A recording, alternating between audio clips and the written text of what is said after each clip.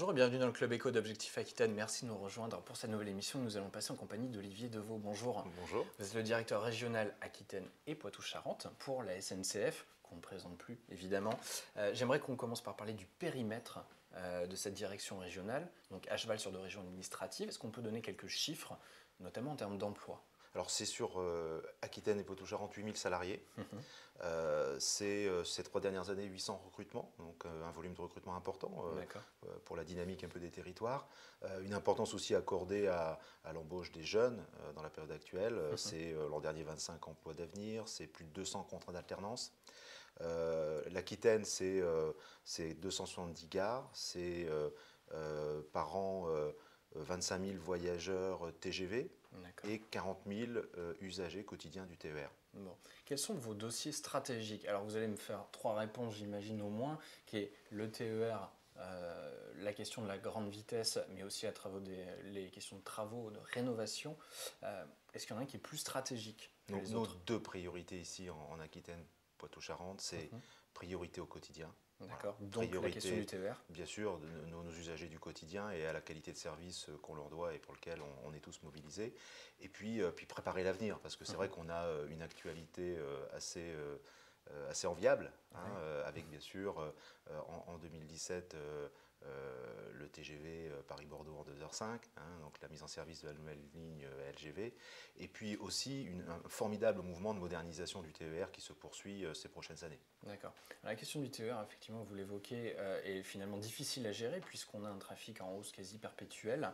A priori, les perspectives font état de nouvelles augmentations dans les années qui viennent. Comment est-ce que vous le gérez au quotidien et quelles sont vos perspectives en fin de compte?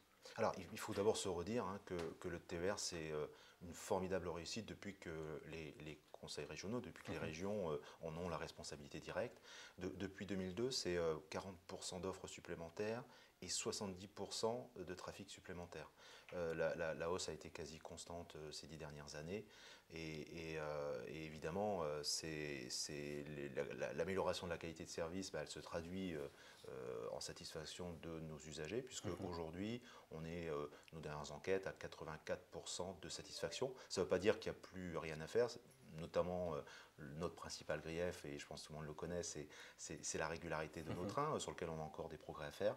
On en a fait dans le passé, il faut encore en faire, mais quand même 84% de satisfaction, c'est un niveau que d'autres entreprises nous envient. Et c'est aussi le niveau de satisfaction des TER au niveau national. D'accord. Alors je ne peux pas ne pas vous poser la question.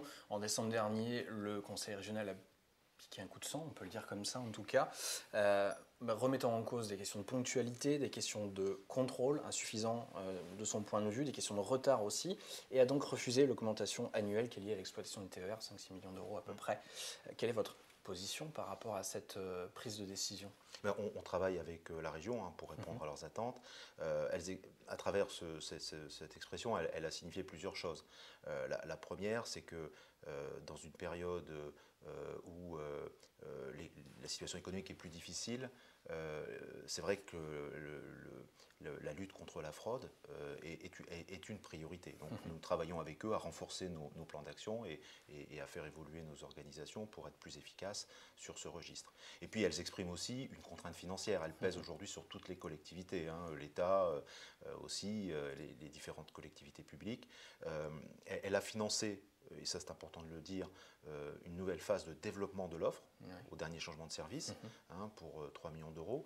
Mais c'est vrai, elle nous a demandé aussi 5 millions d'euros d'économie sur notre facture annuelle et on y travaille actuellement avec les équipes. Ce sera tenable sur l'année 2014, effectivement? On y travaille et effectivement l'important c'est aussi que les propositions qu'on sera amené à leur faire soient durables. D'accord. Alors, est-ce qu'on peut parler de l'état de la voie, si je puis dire, en Aquitaine? Alors, on sait que c'est aussi du ressort de RFF. Néanmoins, vous travaillez en partenariat avec eux sur le sujet. Globalement, comment vont les rails? Tout le monde sait bien que pendant des décennies, on a sous-investi sur le réseau. La bonne nouvelle, c'est que maintenant, depuis plusieurs années, le mouvement est complètement inversé.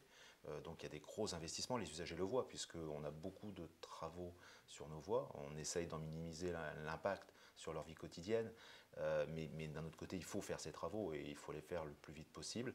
Donc les choses, évidemment, se matérialisent concrètement, mais il faudra encore attendre quelques années pour que tous ces investissements, tous ces efforts de l'État, sous l'égide de RFF, des collectivités, puissent produire un résultat très concret sur la qualité de la production. D'accord. J'imagine aussi que ces travaux ont un impact évidemment sur les questions de satisfaction, ponctualité. Bien sûr, alors dans les causes de retard de train, les deux principales, on le sait, hein, c'est soit des problèmes liés à l'infrastructure, soit des problèmes liés au matériel. Donc sur l'infrastructure, beaucoup de choses ont été engagées. On a eu l'an dernier par contre une année en amélioration, donc c'est plutôt un signe encourageant. Sur les matériels, on a 50% de notre parc qui est récent, pour lequel la région avait déjà investi. Et la bonne nouvelle, c'est que la région a décidé de remplacer les 50% restants. Et donc, on aura en 2016 100% du parc qui sera récent. Et ça va nous permettre de retirer de l'exploitation des matériels qui aujourd'hui ont plus de 40 ans d'âge. D'accord, et qui n'ont donc plus rien à faire, j'imagine. Le niveau de confort, évidemment, n'a rien à voir avec les nouveaux matériels. Et je pense que tout le monde comprendra bien que c'est un peu plus compliqué à maintenir un niveau de fiabilité quand on a ce type de matériel. Bien sûr. Alors, on l'évoquait rapidement tout à l'heure, 2017, c'est l'arrivée de la grande vitesse Paris-Bordeaux. Concrètement, comment est-ce que la SNCF est impliquée dans ce dossier?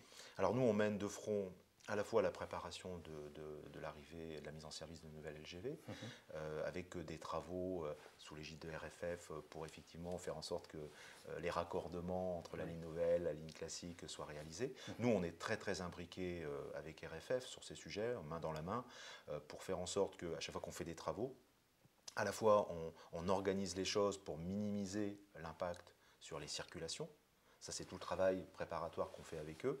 Et puis ensuite, surtout, quand il y a un sondage d'impact, parce que ça arrive pour certaines opérations ou à certains moments, être en capacité d'informer les voyageurs le plus en amont possible et de les prendre en charge, c'est-à-dire de leur proposer parfois des alternatives, comme la mise en place parfois de services de substitution par bus. D'accord. Alors, ma dernière question va porter non pas sur le cœur de métier finalement de la SNCF, mais plutôt sur des services, sur ce qui a tendance à monter en puissance, on le voit bien ces derniers mois et dans les mois qui viennent. Vous venez de lancer un service de porte-à-porte. Il y a des questions de Wi-Fi qui vont arriver, des questions de dématérialisation du ticket de transport. Est-ce que vous pouvez nous en parler un peu? Plein de nouveautés, effectivement, en permanence, parce que aujourd'hui, le transport ne peut plus simplement s'envisager comme un déplacement d'une gare à une autre. Voilà, c'est une chaîne de services qu'il faut savoir organiser.